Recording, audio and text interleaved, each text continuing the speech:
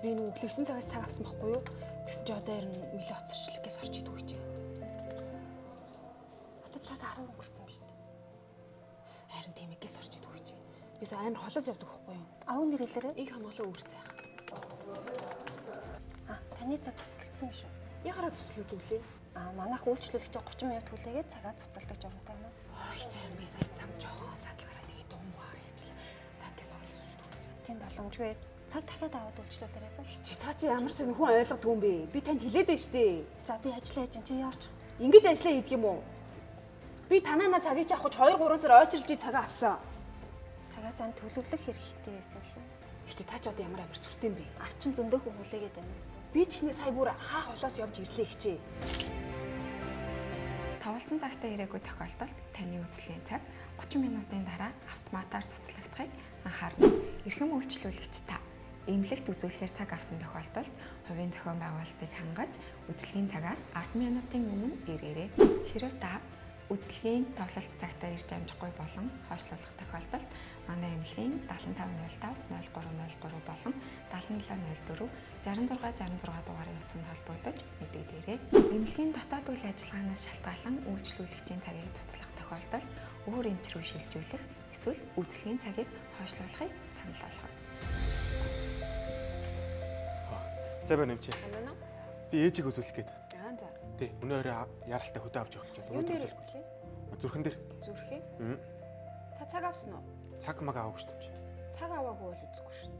Үгүй юу вэ? Одоогоор сул цаг нэгт бол одоо эх 7 хоногийн нэгт өдөр. Та бичүүлэх үү? Үгүй арай эмчээ.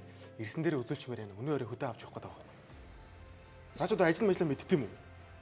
Би ээжийг ороолаа хайлт үзүүлээд цагнуучаал гараа гэж танд хэлж штэ. Алив нааш харч юм. Би чиний бичлэг бичлэж авч Facebook дээр тавина. Хаашаа янз юм тач одоо. Би чиний бичлэг Facebook дээр тавина.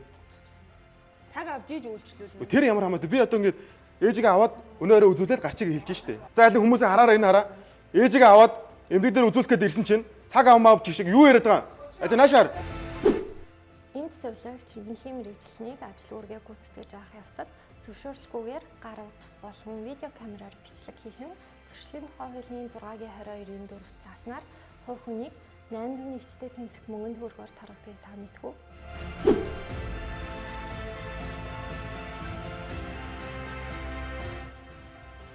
Солигч.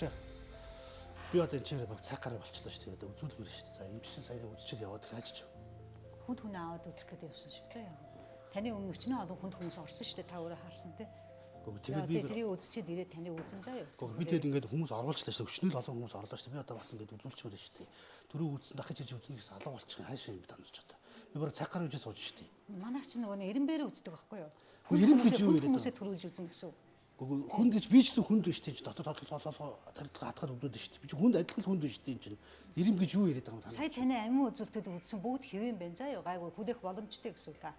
Түр хүлээгээд ээж. Энд чинь одоо ирээд таны зүрхний бичлэг үзээд зөвлөгөө өгөн заяа. Гэхдээ зөвлөгөө өгөх нь яг би үзүүлмээр нь шүү дээ. Чинь хэвэн гэж чинь юу гэсэн юм үзсэн гэсэн чинь энэ чинь бүгд адилхан л өвчтөнгүүд үзтээ чинь яг ойж дараалал үзэх хэрэгтэй шүү дээ. Би 3 дугаар баахан хүмүүс орууллаа шүү дээ. Өвчнөд харлаа. Хүнд байсан гэнэ оржлоо шүү дээ. Одоо гарч ир үзэх хэрэгтэй шүү дээ. Чинь ганцхан эмчтэй юм хаашаа шүү 2 3 эмч байдаг юм танах чаа. Яралтай тусламж нь өвчтний ирсэн дарааллаас өвчтний хүндийн зэрэг тусламж үйлчлэгээ авах цаг хугацааны эренбээр үздэг. Эренб нь улаан, шар, ногоон, цагаан гэх эренбээр эренбэх бөгөөд улаан болон шар эренб нь илүү хүнд өвчтөн байдаг учраас цагаан болон ногоон эренбийн үйлчлүүлэгчээс ямагт төрүүлж тусламж үйлчилгээг шаарддаг.